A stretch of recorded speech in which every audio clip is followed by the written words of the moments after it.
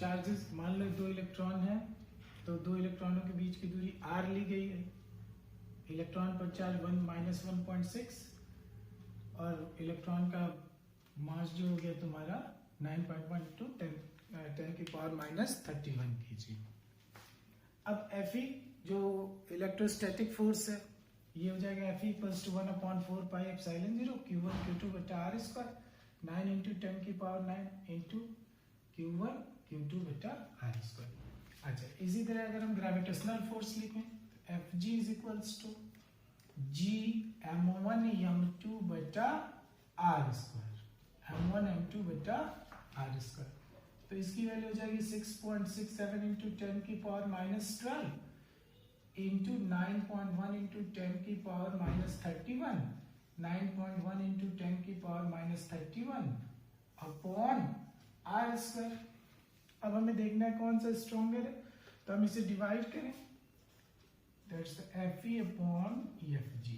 Fe का मतलब electrostatic force, Fg का मतलब ग्रेविटेशनल फोर्स, गुरुत्वाकर्षण बल और वैद्युत बल। तो जब हम डिवाइड करेंगे बेटा तो 9 × 10⁹, 1.6 × 10⁻19, 1.6 × 10⁻19 बच्चे में r² तो दोनों में कट जाएगा।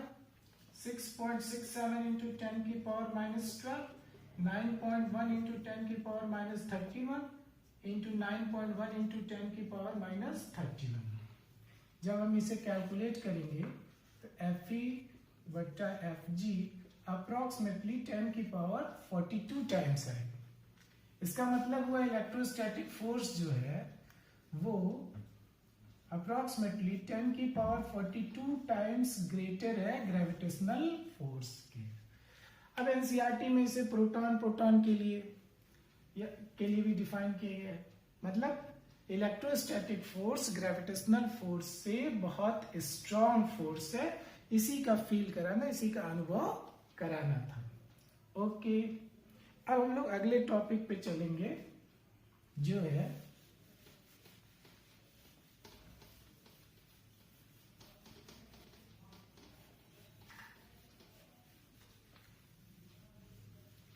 बलों के अध्यारोपण का सिद्धांत,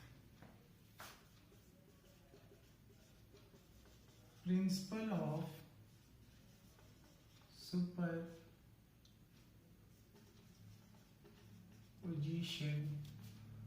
ऑफ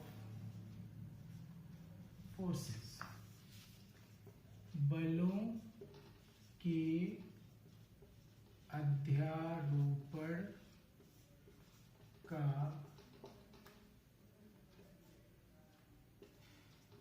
सिद्धांत। अब जो है मान लो किसी सिस्टम में मान लो 2 चार्जेस थे, तो हमने आराम से बेल कैलकुलेट कर लिया, एक ने दूसरे पे फोर्स लगाया, दूसरे ने पहले पे फोर्स लगाया। लेकिन अगर मान लो किसी सिस्टम में एक से अधिक आवेश हो, सपोज करो यहां पर 3 चार्जेस हैं।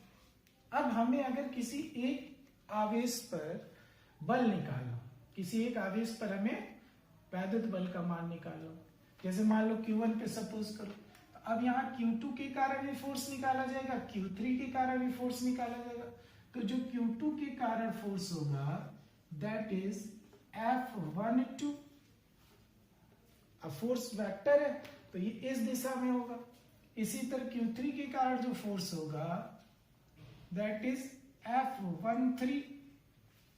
अब Q1 पर पूछा जाए कि टोटल कितना है, कितना फोर्स एक्ट कर रहा है, F नेट की बात करें हम तो ये इक्वल होगा वेक्टर सम ऑफ, मतलब सदिश योग F12 प्लस F13। इसी तरह अगर मान लो n चार्जेस हो, यहां तो मैंने सिर्फ 3 चार्ज लिए तो F नेट निकाला, वेक्टर सम किया। अगर मान लो n चार्ज होते तब क्या लिखते हैं, F net is equals to F12 plus F13 dash dash dash plus F1n। मतलब किसी आवेश पर अगर हमें बल निकालना है बहुत सारे आवेशों के कारण, तो अलग अलग बल निकालकर उनका सदिश योग करेंगे। इसका मतलब किसी अन्य आवेश के कारण उस बल के सूत्र में नहीं अंतर आएगा, बस जो दिशा आएगी वो इसके कारण कोई और दिशा, इसके कारण कोई और दिशा, और उनका हम लोग वेक्टर सम कहेंगे। अच्छा, बलों के अध्यारोपण के सिद्धांत से बहुत सारे क्वेश्चंस आते हैं, बोर्ड लेवल पे भी आते हैं, और इससे बहुत अच्छे अच्छे क्वेश्चंस बनते हैं। जैसे अब एक क्वेश्चन है, मान लो सपोज करो एनसीईआरटी की बुक में भी क्वेश्चन है, मान लो कोई स्क्वायर है। अब इस स्क्वायर की प्रत्येक भुजा ए है और इसके कोनों पर स्मॉल क्यू प्लस चार्ज रखा हुआ। ओके बेटा, अब कह रहे हैं इसके सेंटर पर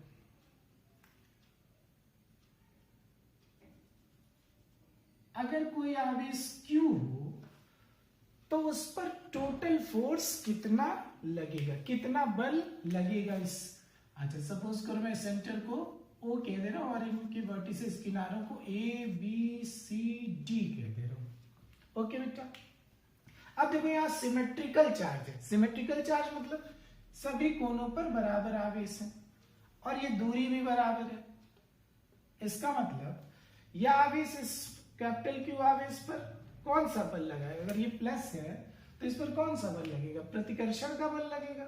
मतलब ये जो फोर्स लगाएगा A पर जो आवेश है Q पर, उसकी दिशा होगी ये FOA। अच्छा, इसी तरह C पर जो आवेश है वो ऊपर किस दिशा में बल लगाएगा, FOC। अच्छा, दोनों बराबर होंगे। क्यों बराबर होंगे, क्योंकि ये डिस्टेंस तो बराबर ही होगी सेंटर से, सॉरी इस किनारे से, तो ये आपस में बराबर होंगे, विपरीत होंगे तो ये एक दूसरे को कैंसिल कर देंगे। इसी तरह अगर जब हम इस आवेश के कारण यहां बल देखेंगे तो ये निकलेगा OB इस डायरेक्शन में, इसके कारण जब बल देखेंगे तो ये निकलेगा FOD इस डायरेक्शन में। ये भी दोनों इक्वल होंगे, अपोजिट होंगे, तो ये एक दूसरे को कैंसिल आउट कर देंगे।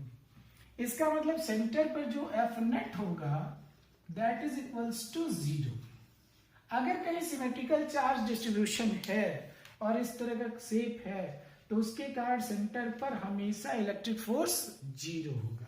लेकिन अगर इसी सवाल को हम थोड़ा सा चेंज कर दें, मान लो अब मैंने एक स्क्वायर लिया जिसकी प्रत्येक भुजा A है और कोनों पर वही प्लस चार्ज है, प्लस प्लस। अब हमसे कहा ये A B C D, अब कहे कि किसी कोने पर कोई आवेश है तो उस पर कितना टोटल फोर्स लगा होगा। जैसे मान लो C पर कैलकुलेट करे या D पर कैलकुलेट करे, ठीक है बेटा, C पर कैलकुलेट करे या D पर कैलकुलेट। अच्छा, ये भुजा A, तो वो टोटल फोर्स कितना होगा, तो हम इसमें अलग अलग आवेशों के लिए फोर्स निकालेंगे।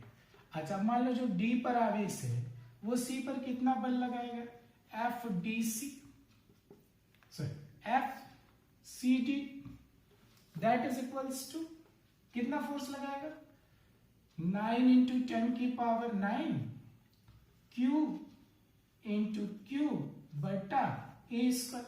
अच्छा, अब इसके लिए हम K का यूज करेंगे, तो K Q स्क्वायर बटा A स्क्वायर।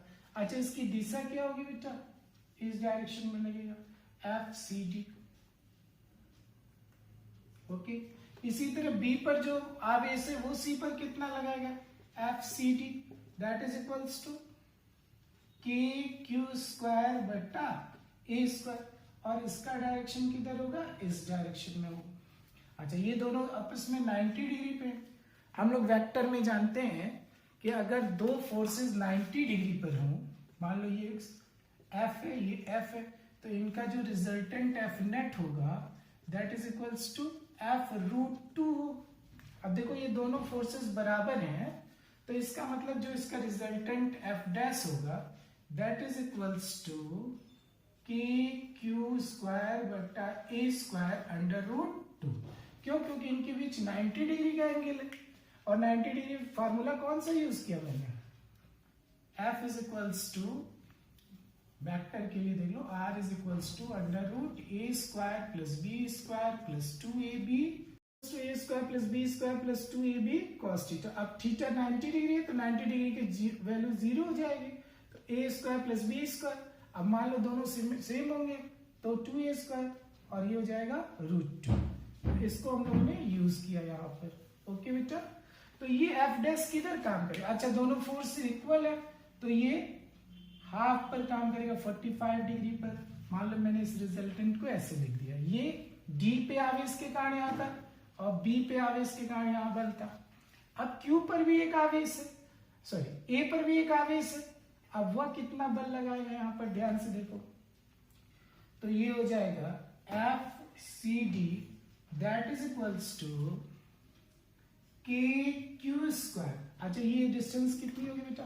ये स्क्वायर है, ये स्क्वायर है, तो √2a that is equals to √2a का होल स्क्वायर, तो के क्यू स्क्वायर बटा 2a स्क्वायर। अच्छा, इन दोनों का जो रिजल्टेंट था वो एफ डैश है वेक्टर, और यह रिजल्टेंट इसका है, ये भी तो इसी डायरेक्शन में है एफ सी डी। तो टोटल फोर्स की बात करें हम, F net that is equals to F dash plus F C D. अच्छा, अब इन दोनों को वेक्टर सम किया तो F net is equals to, ध्यान से देखो बेटा, के क्यू स्क्वायर √2 बटा A square plus K Q square बटा 2a स्क्वायर। तो F net is equals to K Q square बटा ए स्क्वायर ब्रैकेट में √2 प्लस 1/2। ये रिजल्ट हो गया। ओके, अब इस रिजल्ट को हमने ध्यान से देखा कि 4 आवेश थे, किसी एक आवेश पर बल पूछ रहा था, तो हमने इस आवेश के कारण निकाला, इस आवेश के कारण निकाला, इस आवेश के कारण निकाला और सबको वेक्टर सम किया। तो ये बलों के अध्यारोपण के सिद्धांत का सवाल है। इससे कई तरह के सवाल बोर्ड में पूछे जाते हैं। जैसे कभी कोई ट्रायंगल दे सकता है। अब ये क्वेश्चन होमवर्क में देखो, मान लो कोई ट्रायंगल है, समबाहु त्रिभुज, इक्विलैटरल ट्रायंगल, जिसकी प्रत्येक भुजा जो है एल है।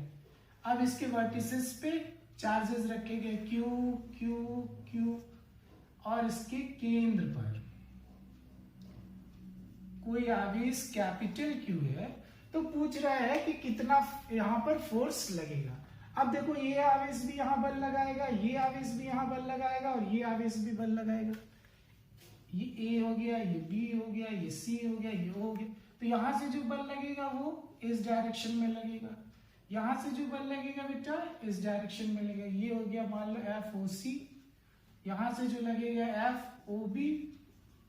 अच्छा, ये दोनों कितने एंगल पर होंगे? 120 डिग्री एंगल। अब हम वही फॉर्मूला लगा लेंगे, कौन सा? अभी बताया था मैंने, resultant R is equals to √a square plus B square plus 2ab cos theta. अब दोनों फोर्सेस मान में तो बराबर होंगे क्योंकि ये डिस्टेंस तो सेम होगी। ओके, और यहाँ थीटा का मान 120 डिग्री है, cos 120 का मान -1/2। तो ये रिजल्ट जो आएगा वो इसी डायरेक्शन में आ जाएगा। एफ नेट जो होगा, एफ डैश जो होगा दैट इज इक्वल्स टू किसके बराबर? एफ ओ बी के बराबर आएगा या एफ ओ सी के बराबर आएगा। अब हम तीसरे चार्ज के कारण इधर फोर्स निकालेंगे, इधर वो भी इसी डायरेक्शन में आ जाएगा। दोनों एक दूसरे, ये क्या आ जाएगा? एफ ओ ए। अब ये दोनों एक दूसरे को कैंसिल कर देंगे। और मैंने पहले भी बोला था कि जब सिमेट्रिकल डिस्ट्रीब्यूशन होगा तो सेंटर पर हमेशा फोर्स 0 होगा। ओके, आगे चले। तो ऐसे बहुत सारे प्रॉब्लम्स ऐसे पूछे जाएंगे। अब एक दूसरी तरह की प्रॉब्लम आएगी जिसमें संतुलन बिंदु पूछेगा कि अगर दो चार्जेस हैं, मान लो कि ये प्लस क्यू चार्ज है और यहां भी एक प्लस क्यू चार्ज है। अब इनके बीच की दूरी मान लो मैंने सपोज की ए है।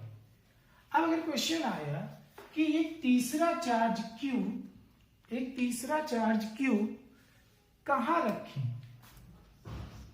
एक तीसरा चार्ज क्यू कहां रखें, कहां पे रखा जाए कि ये जो है संतुलन में हो, ये पूरा सिस्टम, ये निकाय संतुलन में।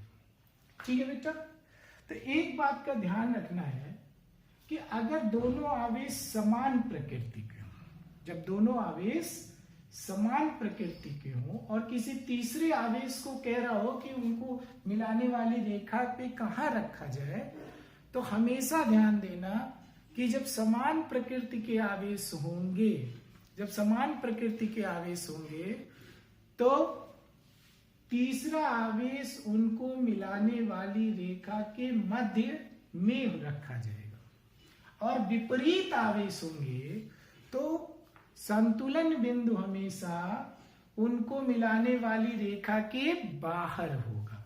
अच्छा, जैसे मान लो यहां पर अब दोनों प्लस चार्ज है, तो इसका मतलब यह आवेश इसके बीच में कहीं रखा जाएगा, इनको मिलाने वाली रेखा के बीच में। जैसे मान लो मैंने सपोज कहा कि यहां रखा जाए, क्यों, इस सी बिंदु पर। तो जरा ध्यान से सोचो, यह इसको क्या करेगा, ये भी तो प्लस चार्ज है, प्लस। अच्छा, प्लस माइनस से इसमें फर्क नहीं पड़ेगा, मतलब प्लस माइनस भी लोगे तो बात वही आएगी, ये जो इस चार्ज की बात कर रहा हूं। तो ये क्या करेगा, इसको ढकेलेगा, इसका मतलब एफ सी इस साइड में बल लगेगा।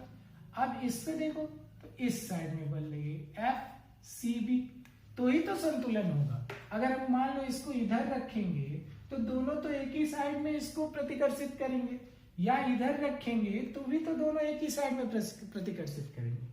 तो जब भी समान आवेश होंगे तो संतुलन बिंदु उन दोनों आवेशों को मिलाने वाली रेखा के बीच में कहीं होगा। अच्छा, अब इसमें एक बात और ध्यान देने की है, अगर दोनों आवेश समान होंगे, मतलब उनका परिमाण भी समान हो, उनका मैग्नीट्यूड भी समान हो, तो संतुलन बिंदु बिल्कुल मध्य में होगा। लेकिन अगर मान लो यहां पर दे दिया -q और यहां दे दिया -4q, अब देखो दोनों आवेश तो समान प्रकृति के हैं, दोनों आवेश समान प्रकृति के हैं, और कह रहा तीसरा आवेश q कहां रखें कि संतुलन बिंदु हमें प्राप्त हो, मतलब ये इसको कहां रखे कि पूरा निकाय संतुलन में हो। तो अब इसमें ध्यान देना होगा कि इस आवेश को हम इसके बीच में ही रखेंगे, क्योंकि दोनों तो समान प्रकृति के आवेश हैं, लेकिन हमेशा छोटे आवेश की ओर संतुलन बिंदु होगा। यहां तो दोनों आवेश समान परिमाण के थे, तो संतुलन बिंदु बिल्कुल मिड में आया। लेकिन जब आवेशों का मान अलग अलग हो, उनकी प्रकृति समान हो, तो संतुलन बिंदु हमेशा छोटे आवेश की ओर होगा, छोटे आवेश की ओर होगा। ओके बेटा। अच्छा, अगर मान लो विपरीत आवेश हो, अब ये तो बात हुई कि दोनों आवेश समान हो, मान लो कि दोनों, एक आवेश +q है और दूसरा आवेश -q है, तो संतुलन बिंदु हमेशा बाहर चला जाएगा बेटा, संतुलन बिंदु हमेशा बाहर चला जाएगा।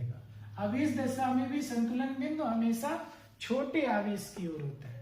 ठीक है, किस ओर होता है, छोटे। मान लो ये +q है और ये -4q है, तो संतुलन बिंदु किधर आएगा, इस आवेश की ओर आएगा, क्योंकि ये छोटा है। इसका मतलब ये दूरी अगर मान लो डिस्टेंस a है तो संतुलन यहां कहीं मिलेगा, हम कहेंगे x दूरी पर मिलेगा। ठीक है, अब निकालेंगे कैसे, मान लो q को यहां रख दिया, तो अभी ये इस पे फोर्स लगाएगा, किधर क्यों लगाएगा, देखो ये इसको ऐसे ढकेलेगा, ये क्या करेगा, इसे खींचेगा, तो देखो दोनों दो डायरेक्शन में होगा, तो यहाँ संतुलन बिंदु हमें मिल जाएगा। जैसे मान लो इसी क्वेश्चन को अगर हम देखें, या मान लो ये है, या b है, या c है, अब देखो ये आवेश +q है, ये -4q है। अब मैंने कहा संतुलन बिंदु हमेशा किसकी ओर होगा, छोटे आवेश की ओर, आवेश की ओर। तो मैंने कहा कि +q आवेश यहाँ छोटा है, इससे x दूरी पर है, तो x दूरी पर जो ये फोर्स लगेगा ये हो जाएगा एफ सी इस डायरेक्शन में, और यह चूंकि निगेटिव चार्ज है तो यह किधर लगेगा, एफ सी बी इस डायरेक्शन में। अब संतुलन बिंदु पर क्या होना चाहिए, एफ सी ए किसके बराबर होना चाहिए, एफ सी बी के बराबर होना चाहिए। तो ये कितना फोर्स लगाएगा, देखो के क्यू क्यू बटा एक्स स्क्वायर, और ये कितना फोर्स लगाएगा, के, अच्छा माइनस साइन नहीं लेते, जो भी सदिश राशि होती है उसमें चिन्ह जो है दिशा को प्रदर्शित करते हैं। तो ये हो गया 4q बटा a plus X square. Okay बेटा, अब देखो q ये सब कट डाउन हो गए, बचा क्या 1/x square is equals to 4a plus X square. Okay, या हम इसको लिख सकते हैं 1/x इज इक्वल्स टू 2 बटा a प्लस x, या a plus X equals to 2x, या a is equals to x। यानी कि या हमको कितनी दूर ले जाना पड़ेगा, a के बराबर डिस्टेंस पे हम जब इधर ले जाएंगे छोटे आवेश की ओर, तब हमें संतुलन बिंदु प्राप्त होगा। अच्छा, यही अगर मान लो दोनों से चार्जेस सेम होते तो संतुलन बिंदु हमेशा बीच में मिलता, कहीं पे छोटे आवेश की ओर। ठीक है ना। अब इसमें एक ट्रिक का भी इस्तेमाल हम लोग कर सकते हैं कि जब दोनों, देखो अब इसमें एक ट्रिक भी है। क्या ट्रिक, तो सिर्फ कॉम्पिटिटिव एग्जाम के लिए बता रहा हूं कि अगर मान लो दोनों आवेश सेम हो, Q1 Q2 प्लस हो या माइनस हो, ठीक है, और ये बीच की दूरी a है, ठीक है, तो संतुलन बिंदु जो मिलेगा x that is equals to Q1 under root Q1 plus under root Q2a, ये संतुलन बिंदु की दूरी होगी। ठीक है ना। हमेशा किधर होगा Q1 छोटा आवेश होगा, Q1 छोटा आवेश होगा। अच्छा, दोनों आवेश अगर अलग अलग हो, Q1 माइनस Q2, ये डिस्टेंस ए हो, तो संतुलन बिंदु x equals to under root Q1 under root Q2 minus under root Q2 a पर मिलेगा, जहां Q1 क्या है, Q1 छोटा आवेश होगा। तो ये नोट करो, ये तो ट्रिक बताया। तो हम लोग एक चीज क्लियर हो गए कि अगर संतुलन बिंदु वाला क्वेश्चन आएगा तो जब दोनों आवेश समान होंगे, तो संतुलन समान मतलब समान प्रकृति के होंगे, तो उनका संतुलन बिंदु कहीं उनको मिलाने वाली रेखा के मध्य में एग्जिस्ट करेगा। और किधर करेगा, छोटे आवेश की ओर। वही अगर दोनों आवेश विपरीत प्रकृति के होंगे तो संतुलन बिंदु उनको मिलाने वाली रेखा के कहीं बाहर एग्जिस्ट करेगा, कहीं बाहर होगा। और उसके लिए मैंने फॉर्मूले भी बताया, छोटे ट्रिक भी बताए। ठीक है बेटा।